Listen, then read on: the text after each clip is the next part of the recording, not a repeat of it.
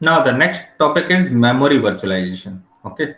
So what is memory virtualization? It introduces a way to decouple memory from the server and to provide a shared distributed or networked function. And it enhances performance by providing greater memory capacity without an addition to the main memory.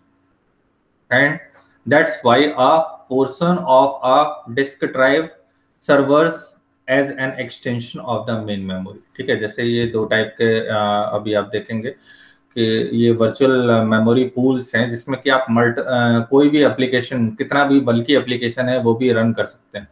ठीक है, तो जो भी software वगैरह होते हैं, तो जैसे आप आजकल क्या है कि हमें अगर अपना सॉफ्टवेयर कुछ सॉफ्टवेयर की रिक्वायरमेंट होती है ना कि हैवी मेमोरी हमें चाहिए उसके लिए, है ना, उसको कह सकते हैं रन कराने के लिए।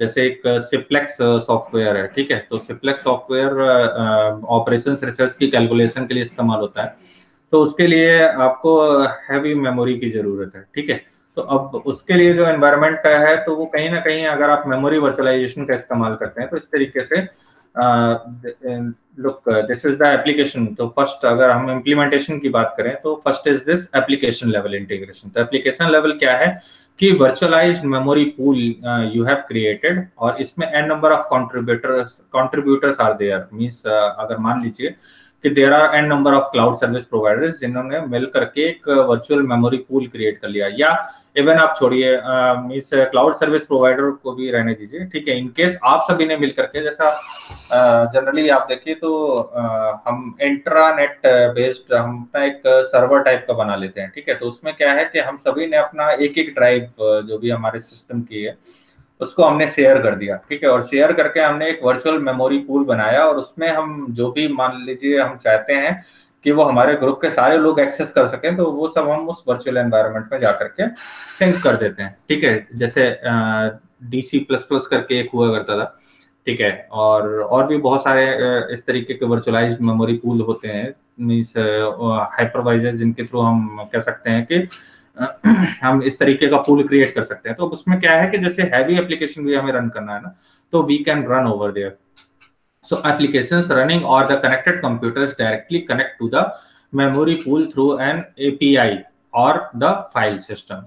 ठीक है, तो these are the advantages of this means using the memory virtualisation. Okay, so application level हो सकता है, और इसके अलावा ये ऑपरेटिंग सिस्टम लेवल इंटीग्रेशन हो सकता है कि जैसे हमने वर्चुअल मेमोरी पूल हमने बनाया और उसके बाद हम उसमें ऑपरेटिंग सिस्टम बेस्ड कोई भी एप्लीकेशन हम रन कर सकते हैं। The operating system first connect to the memory pool and makes that the pooled memory available to the application. ठीक है, तो जो कह सकते हैं कि हमें कुछ स्पेसिफिक सॉफ्टवेयर को या स्पेसिफिक एप्लीकेशन को रन करने के लिए, मान लीजिए हमें एक स्पेसिफिक ऑपरेटिंग सिस्टम और उसके अलावा हमें ज्यादा मेमोरी स्पेस की रिक्वायरमेंट है, तो we can run it also. So that is the operating system level integration. So अगर हम if we talk about the memory virtualisation, तो memory virtualisation takes place by the two ways. Okay, first is the application level integration and second is operating system level integration. Okay, and it introduce a way to decouple memory from the server to provide a shared distributed or network function. ठीक है, and it enhance performance by providing greater memory capacity without an addition to the main memory. That's why the portion of disk drive servers as an extension of the main memory. जैसा अभी मैंने बताया कि हम सभी 3-4 friends ने मिलकर के डिसाइड किया कि चलो हम एक एक मींस मेमोरी अपनी एक एक ड्राइव शेयर कर लेंगे। ठीक है, तो उससे क्या है कि एक लार्ज पूल हमारे पास मेमोरी एलिमेंट हमारे पास क्रिएट हो गया। Okay, so that is basically the memory virtualisation. Okay, तो this is the type of virtualisation that is used in cloud computing.